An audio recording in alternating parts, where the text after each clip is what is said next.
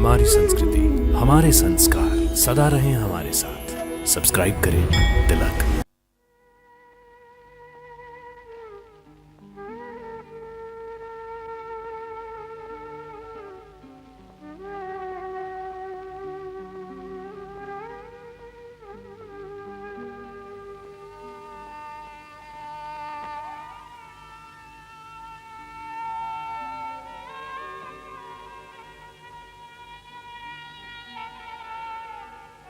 ओ भैया, सारा शरीर छत विछत हो गया है। कितने गहरे घाव हैं।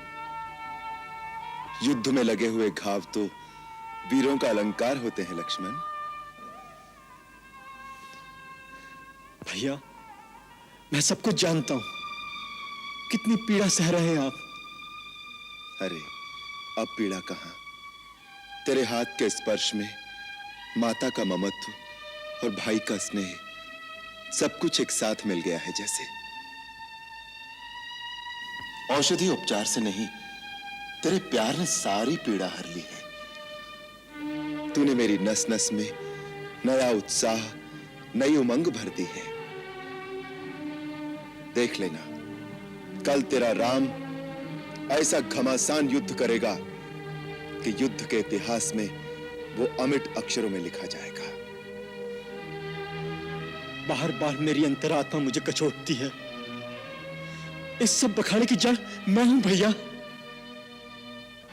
यदि मैं माता सीता की उस क्षणिक कटुता से आवेश में आकर भाभी को छोड़कर अकेला नहीं जाता,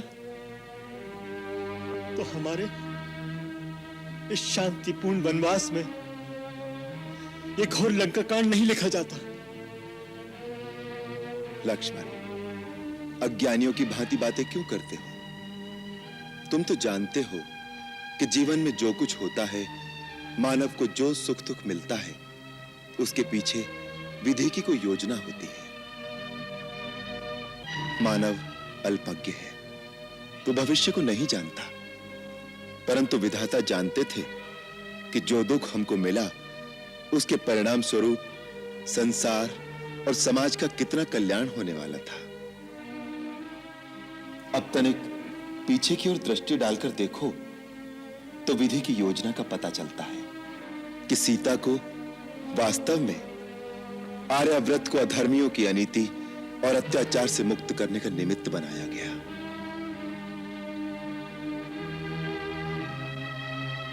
अब यदि हम केवल वन विहार करके अयोध्या लौट जाते तो धर्म कर्म में जीवन यापन करने वाले और लोक कल्याण में जीवन समर्पित करने वाले ऋषियों और मुनियों का त्रास कैसे मिटता? गुरुदेव वशिष्ठ से मिला ज्ञान, महर्षि विश्वामित्र से मिला दिव्य आयुध ज्ञान और महात्मा अगस्त को दिया हुआ वचन सब व्यर्थ हो जाता। तो जो कुछ होता है भले के लिए ही होता है, ऐसा मानकर सुख दुख का भोगना चाहिए। विधाता दुख शिक्षा के लिए देता है और सुख मानवता की परीक्षा के लिए।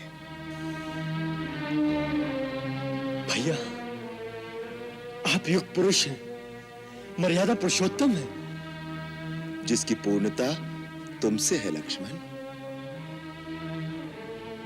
अब जाओ, कुछ क्षण के लिए विश्राम कर लो। कल का युद्ध बहुत भीषण होने की संभावना है।